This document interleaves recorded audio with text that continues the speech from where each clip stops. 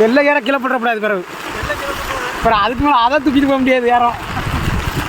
சரி நம்ம வீடு யாரும் மேட்டில் இருந்தால் தான் தப்பிக்கிட்டேன். இவன் இது அடைக்காம இருந்தானே கொஞ்சம் நல்லா இருந்திருக்கும். இது கொஞ்சம் உடச்சி தான் தண்ணி. தண்ணி இங்கே வந்துட்டு போயிரு. இப்போ நான் என்ன வந்துட்டு போயிரு. இன்றைக்கும் நாளைக்கு இதே போய் பெஞ்சுன்னு வச்சுக்கோங்க. சோழி முடிச்சிடும். குளத்தை உடச்ச ஆரம்பிச்சிடும். அவ்வளோதான். இங்கே பாரு, இங்கே பாரு, ஃபுல்லாக பாரு எப்படி போய் போயிரு.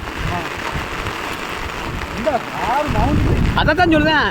அதை தான் போட்டு இருந்தானப்பா. ஆமாம், நான் உடஞ்சிட்டு பாரு. தெரியுதா?